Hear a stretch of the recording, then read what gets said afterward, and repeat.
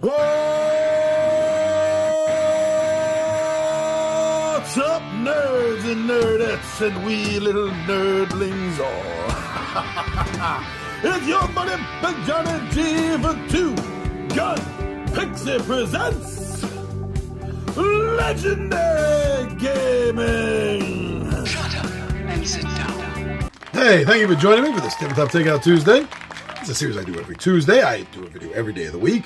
But today is when I give you bullet points as to what it is, the reasons why myself, the 20-Sided Warriors, or my wife has enjoyed with a particular title when it hits that table, what it is that we look forward to, we enjoy about it.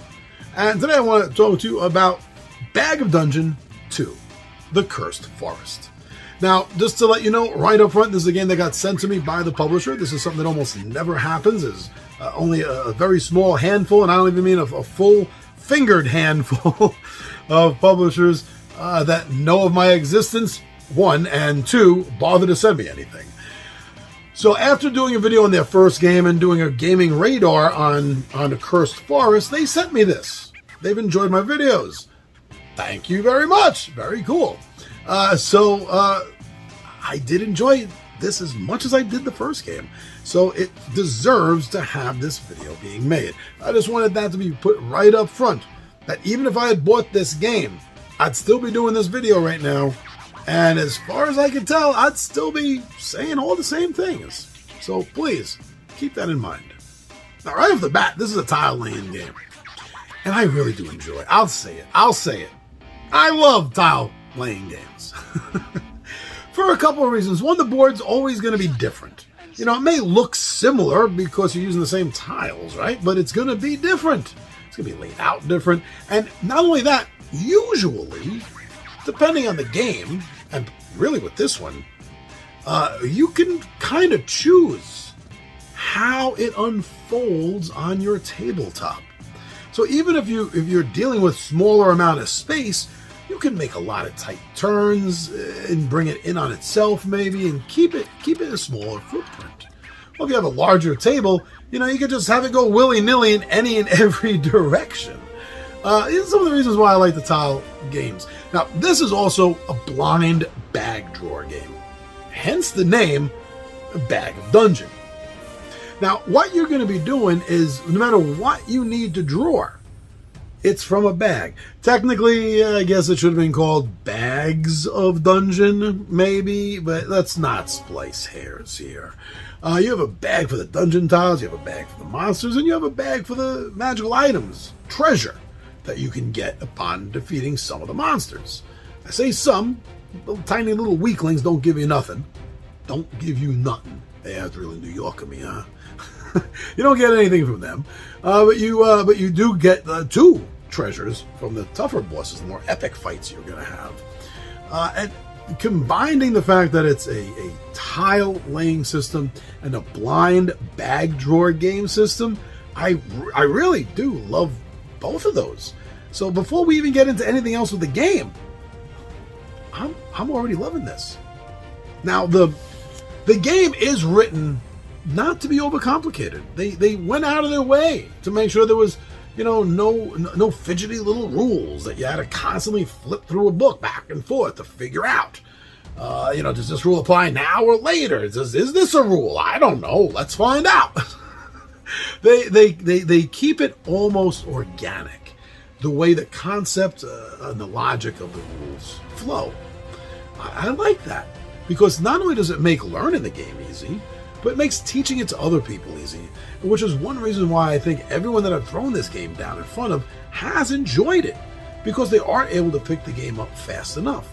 And it deals with enough strategy, where to go, when to run, because the monsters, this is my one tiny little flaw with the thing, or maybe, I don't know if there's more, but definitely one thing that always sticks in my mind is that the monsters don't chase you. It's like someone nailed their foot down right there in the path, you know, they'll fight you. If you run past them, they'll swipe at you, but that's it. If range attacks, your range attacks will make them come to you. So if you do manage to get something that has a range attack, like a crossbow or something, you take a shot at them, they're going to run at you. They'll take the nail out of their foot, they'll run at you, hammer the nail right back to where they are, and they'll fight you standing right there. This is a minor little thing. Don't hold anything against that. It's just, I have fun joking about it. But it's a simple enough game system to learn and to teach, to get down on the table, and to play through fast enough. Pretty much once you get the game, it's not going to be long between opening it and getting it to the table to play. I think because of the simplicity of the rules, this game will fall into a couple of different categories. And I'm not just talking about genre categories. I think this falls into the category of fitting into both a good family game. You have a family game night, this is a good choice for it. But it's also a good game for more seasoned players. Everyone around my table, with the exception of my wife, is what I would call a seasoned board gamer. Some of them, like Ron, has been playing board games as long as I have, which is pretty much most of our lives. And I guess I can say that about everyone. No matter what age they're at, they've been playing games, role-playing games, board games, most of their lives, and they still enjoy this game. And the other category I think needs to be mentioned is because of the simplicity of this game, without it being, stupidly simple, it does also appeal to, I think, being a great gateway game. If you have those friends or family members that are going to have more fun playing a game, but for whatever reason they don't have the time, or they think it's silly and immature, this is a game that can get their attention because it's something that can draw them in on like a family game night thing. And they'll realize how much fun the game is, and it'll make them more open to playing this again, as well as other games of this style. So yeah, family game night, a seasoned game night, and a gateway game. I really, honestly think that this and the first one, both of the games here, Bag of Dungeons, both fall into those categories. Oh, and by the way, if you happen to have both games, the first one and the second one, you can combine them. They're both made to be played individually. They're standalones, but you can combine them to make a bigger, larger, more epic quest. A great tabletop adventure. Yeah, going from the dungeon to the forest. There's about falling through the forest and you'll fall into the dungeon. Or there's some tiles where the forest meets the dungeon. So there's multiple different ways that you can combine these two. I like the forethought that they put into that. I like the fact that they work together. I'm waiting to see what comes next. What's next? A city? A lava cave? Maybe ice fields. I don't know.